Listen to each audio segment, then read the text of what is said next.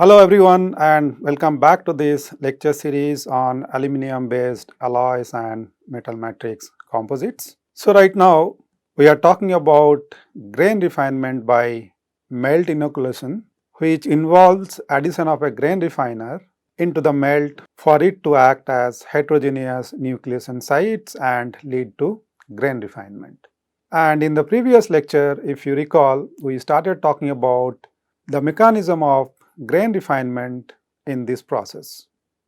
Okay, so with regard to the mechanisms of grain refinement by melt inoculation, we have talked about these two, the carbide boride theory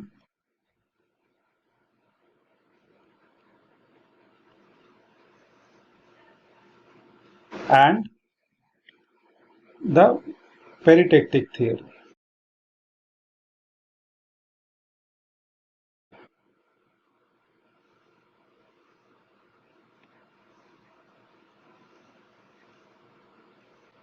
The next one that we have is the peritectic hulk theory.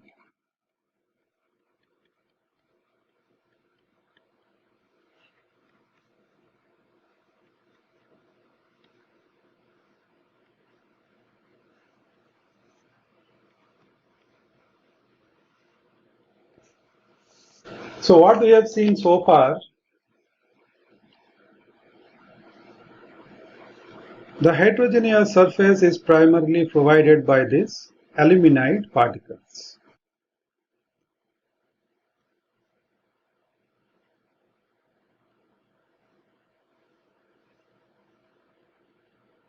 Right? So in order for them to act as the nucleating sites, the dissolution of these particles has to be prevented.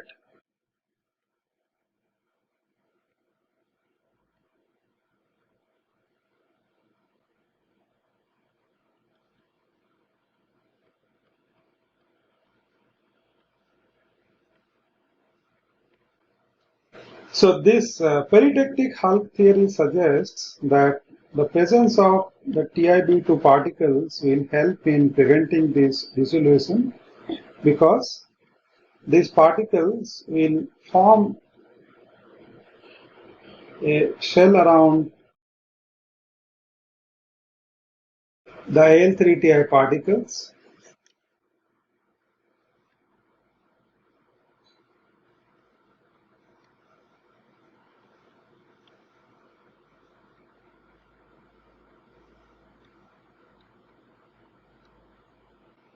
and that is how, with the help of this shell or the hulk which forms around the particles, around the Al3Ti particles, their dissolution can be prevented for them to act as the heterogeneous surface for the nucleation. And as the process proceeds, eventually the Al3Ti particles will dissolve,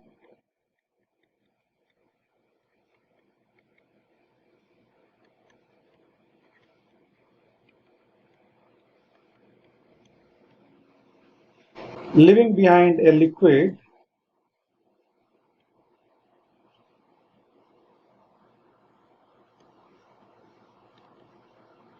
of composition close to the peritectic composition,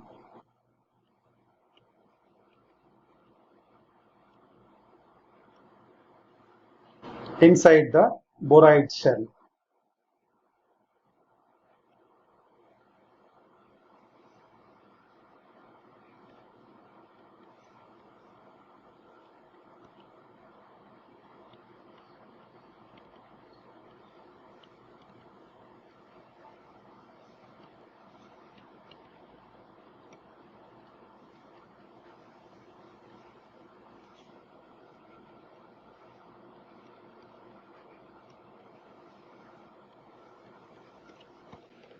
Right, so the boride shell that forms, that essentially slows down the dissolution of Al3Ti particles, so that it can act as a nucleating surface till a particular period of time, and eventually once the grain refinement has happened, this will dissolve, leaving behind a liquid of approx peritectic composition inside the boride cell.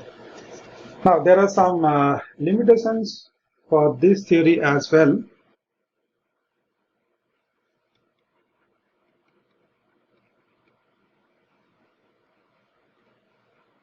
For this to be true, I mean the formation of this cell over the Al3Ti particles, the grain refining efficiency should decrease with increasing number of melting and solidification cycles. Okay, so if you do this a number of times,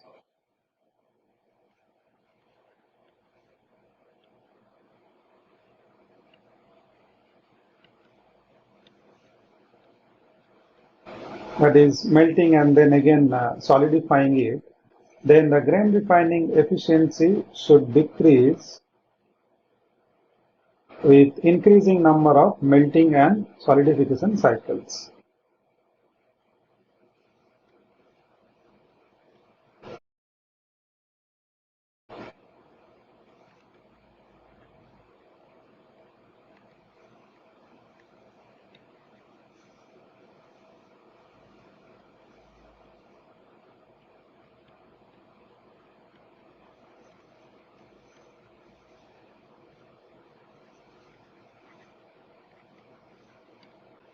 As this will allow the diffusion of titanium out of the hull. As you do it a number of times, as you increase the number of cycles, titanium will diffuse out.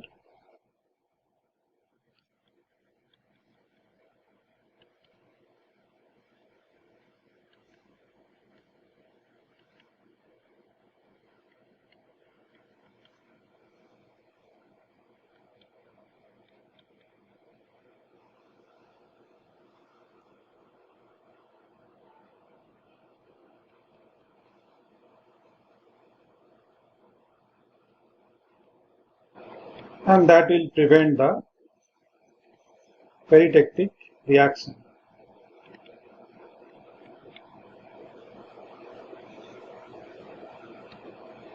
And if this reaction is prevented, the grain refinement efficiency will also come down, because we have seen before that the grain refinement occurs through this peritectic reaction.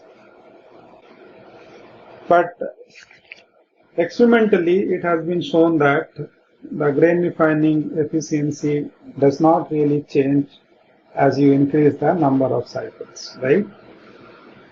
So that is how, it is difficult to explain the nucleation with the formation of such cells, okay?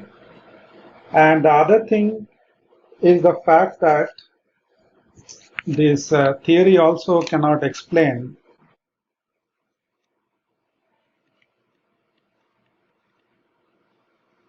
recovery after fading through stirring of the melt.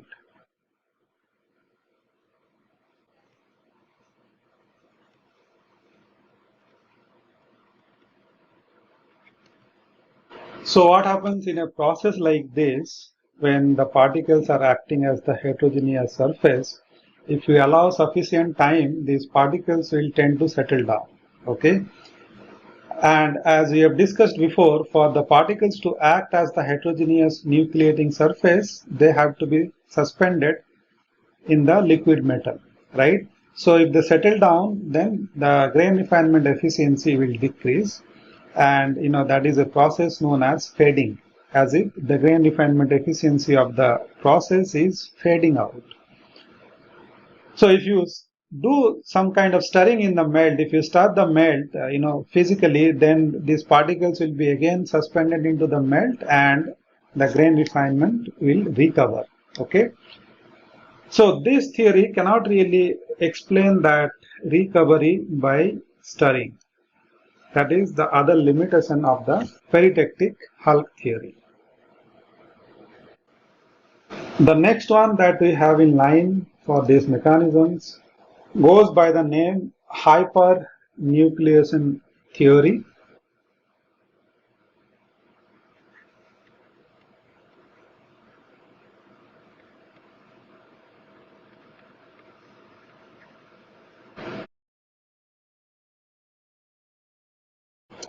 So this theory says that elements like titanium tend to segregate at the boride melt interface.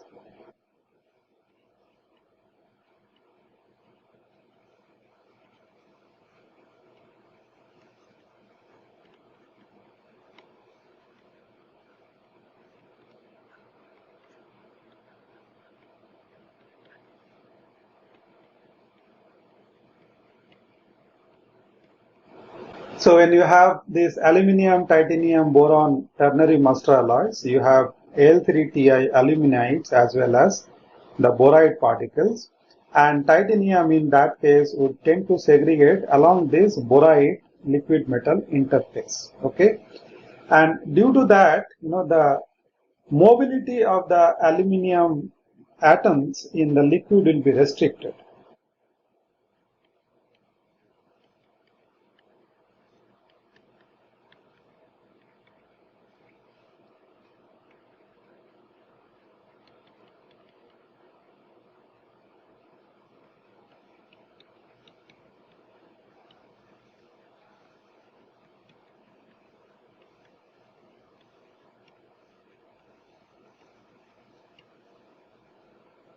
And this will lead to formation of what is called as pseudocrystals.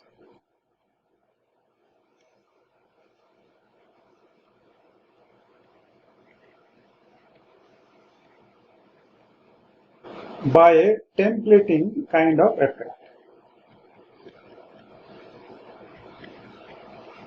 Let me explain that to you with the help of a diagram which I already have over here.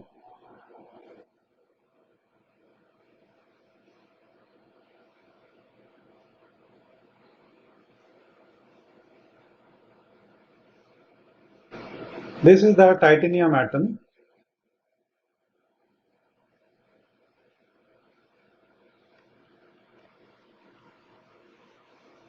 Which is segregated around the boride melt interface. Okay, and due to the presence of such segregated titanium, the mobility of the aluminium atoms that you have in the liquid will be restricted, and as a result of that, they will try to take up a structured form like how you have in solid crystals. Although there is no long range order as such in case of liquid, but due to the presence of such atoms, the mobility of the atoms in the liquid around it will be restricted, and they will try to take up a structure which is close to alpha aluminium, and that is what we call as the pseudocrystal. Okay, so the atoms around it, for example, atoms like this one,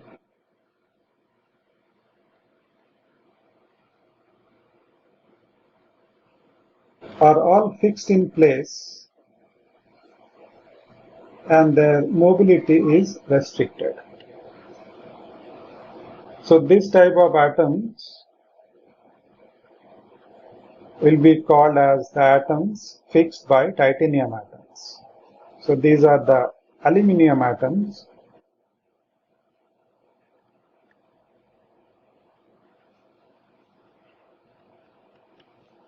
fixed by titanium atoms.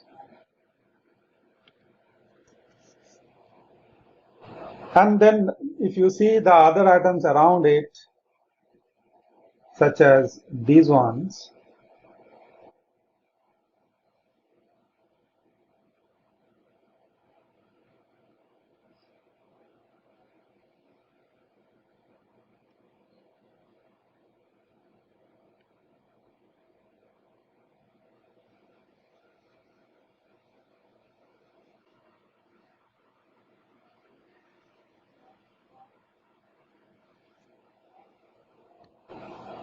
their mobility is also restricted.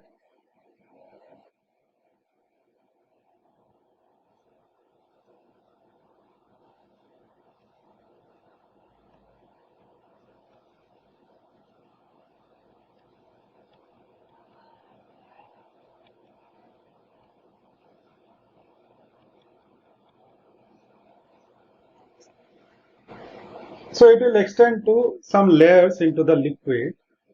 The maximum range of that is actually delineated by this outline over here.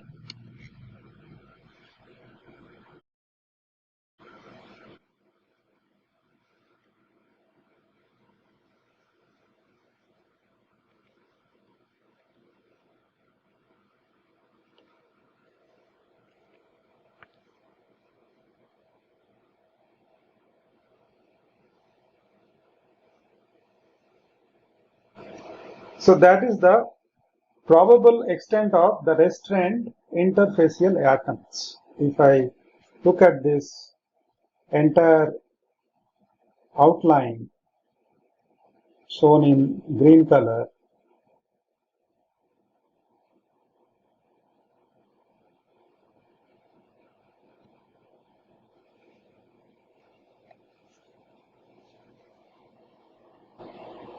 this is the probable extent of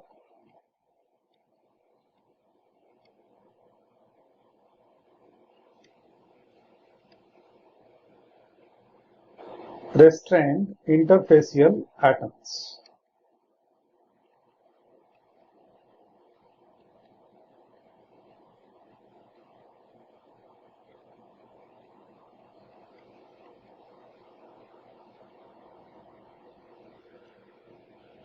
And this outline that you see over here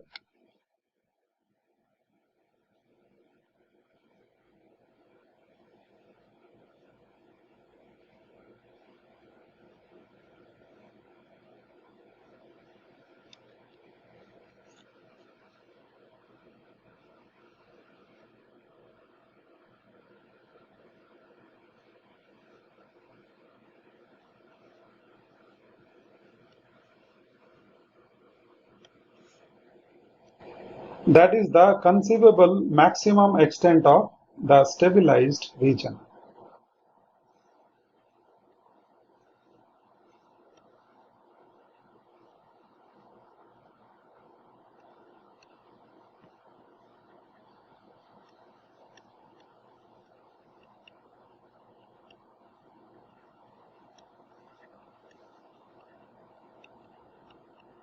In which the aluminium atoms are fixed. Okay, so with the help of such fixation, this liquid around the titanium atoms will take up a structure which is close to the structure of the solid, and that is why this can now act as the nucleus. As you lower the temperature below the liquidus temperature or the melting point of aluminium, this will grow as the nucleus, right? Because this has already got the structure of the solid aluminium, right?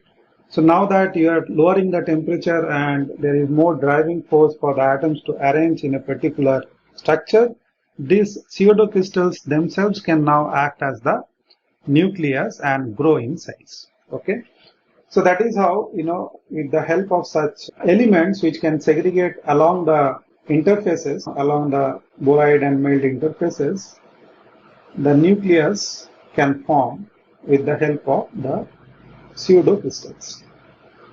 So now if you look at any section around, let's say around this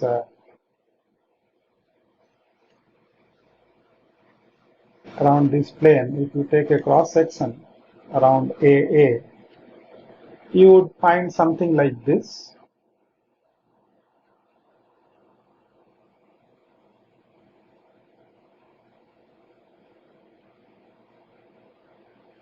So this is basically the TiB2 surface.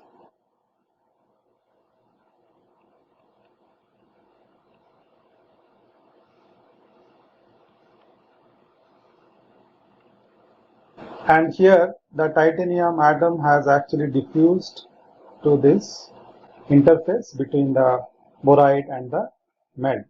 Okay, so this is the titanium atom, right? And with the help of this segregated titanium, the atoms around it are all fixed, the aluminium atoms.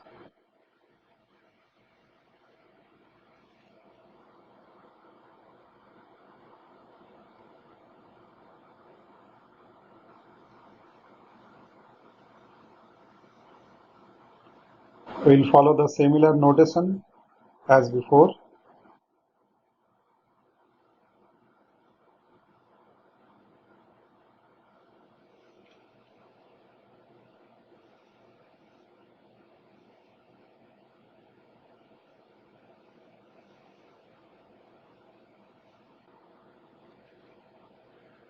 This will be aluminium atoms, probably restricted in mobility, that is in the outer layer, okay, with a single dash that you see. And when you have this double dash, that indicates aluminium atoms located by the fixed core.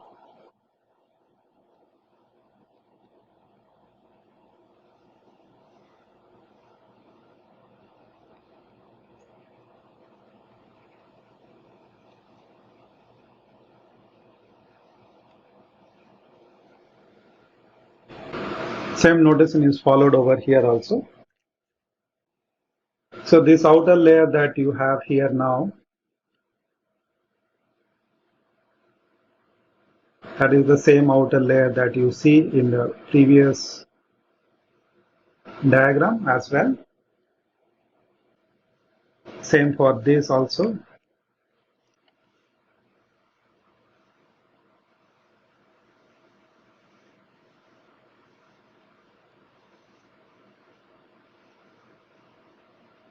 Right? So up to certain layers in the liquid metal, these atoms are fixed in place due to the segregation of titanium to this interface, and this takes up the form of a pseudocrystal having a structure which is very close to the solid aluminium.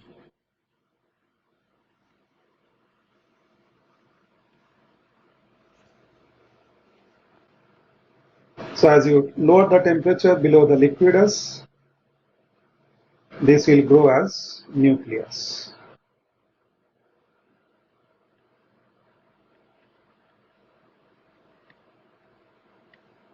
Since it has already got the structure which is close to the solid aluminium.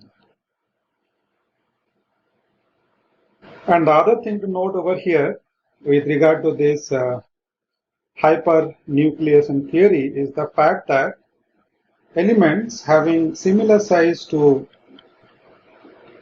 aluminium will actually promote this hypernucleation.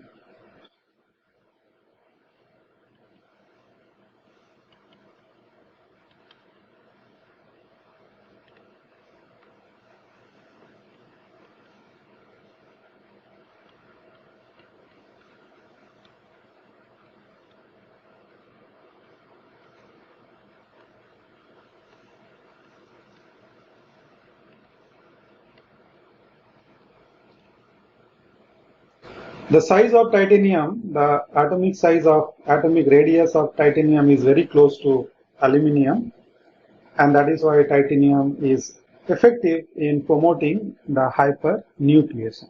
Okay, so if you look at the size of titanium, it's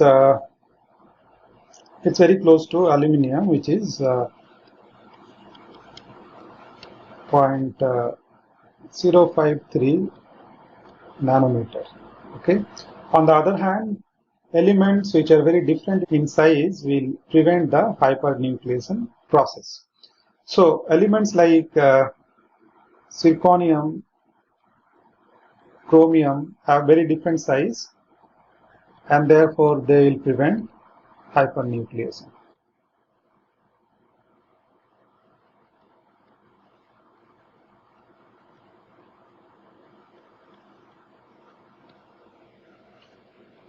So let me summarize the different mechanisms that we discussed today. So today we have talked about the following mechanisms: the carbide-boride theory,